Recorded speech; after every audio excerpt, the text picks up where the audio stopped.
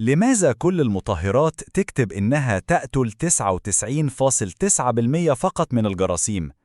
الحقيقة الصدمة، هل لاحظت إن كل عبوة مطهر بتقول يقتل 99.9% من الجراثيم؟ طب ليه مش 100%؟ الموضوع مش صدفة ولا ضعف في المنتج.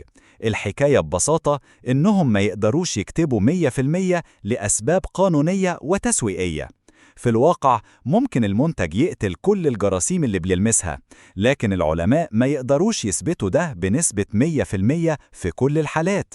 السبب طرق الاختبار محدودة، والكائنات الحية الدقيقة دي بتتغير وتتكيف بسرعة. والأغرب، كل مطهر ليه فعالية مختلفة حسب تركيبته، فيه اللي يشتغل أفضل ضد الفيروسات وفيه اللي ضد البكتيريا أو الفطريات. يعني ببساطة يقتل 99.9% صيغة أمان قانونية، عشان لو حاجة نجت الشركة تقول إحنا ما قلناش 100% يا صاحبي. فالمرة الجاية وإنت بتشتري مطهر خليك ذكي واعرف إن الموضوع أعمق من رقم على العبوة.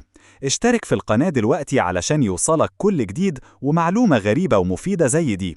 لو عجبك الفيديو دوس لايك وشاركه مع أصحابك.